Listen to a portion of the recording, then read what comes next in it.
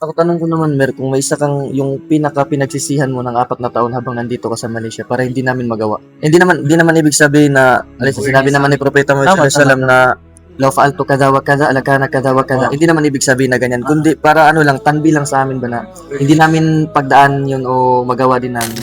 Kasi minsan na yung isang tao, takot siya na he is afraid of change. Ano yung afraid of Of change. He is afraid of change. change? Natatakot siya sa pagbabago.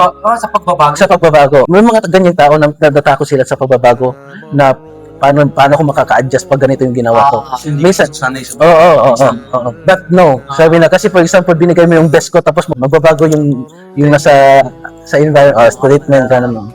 So, sabi nga na, wag mong isipin yung ganun dyan. Na kahit ano pa man mangyari, basta ginagawa mo itong para sa Allah, ang Allah nang bahala sa hawl mo. Ang isang tao ay marami siyang flaws, marami siyang pagkakamali, marami siyang kakulangan. Kasi, hadihi bashariyatuna. An tumaris bashariyat, sabi nga nila eh. Ito ay natural na sa atin at sa tao, may pagkukulang tayo, may mga flaws tayo. At binatural lang, gawin mo lahat ng iyong makakaya kasi hindi matub sa atin yung kamali. Kasi kulo ba ni Adam? Khata. At minsan na iniisip ko rin na paano kayo yung version ko ng ganito. Marami tayong version na iniisip ganito.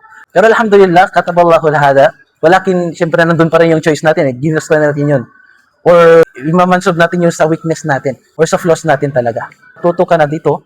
Yung mga pagkakamali mo dito, pwede mong itama doon in the future.